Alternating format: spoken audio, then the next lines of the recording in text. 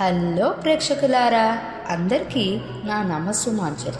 ఇప్పటి వరకు ఆలయంపై గోపురం మరియు పైకప్పు లేని బురుజుపేట బావిలో స్వయంభూగా వెలసిన సాక్షాత్తు శ్రీ కనక మహాలక్ష్మి అమ్మవారి విశేషాలను తెలుసుకుందాం. విశాఖ రాజుల సమయంలో విశాఖ రాజులు తమ ఇలవేల్పుగా శ్రీ కనక మహాలక్ష్మి అమ్మవారిని కొలిచేవారట. 1912లో శ్రీ కనక మహాలక్ష్మి అమ్మవారిని విగ్రహం బావి నుండి బయటికి తీశారు.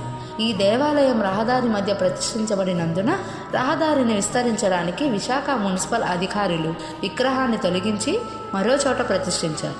అది జరిగిన 1917వ సంవత్సరంలో విశాఖలో ప్లేగు వ్యాధి ప్రబలి అనేక మంది చనిపోయారు. ఇది అమ్మవారి విగ్రహం తొలగించడం వల్లనే జరిగిందని తలచి మళ్ళీ యథాస్థానానికి చేర్చారు. అప్పటికి వ్యాధి తగ్గుముఖం పట్టిందట. అంతేకాదు, ఇక్కడ అమ్మవారి ప్రత్యేకతలు ఏమిటంటే అమ్మవారికి వామహస్తం అంటే ఎడమ చేయి కూడా ఉండదు. ఈ ఆలయంలోని గర్భాలయంలోకి వెళ్ళి భక్తులు నేరుగా అమ్మవారిని అర్చించవచ్చు.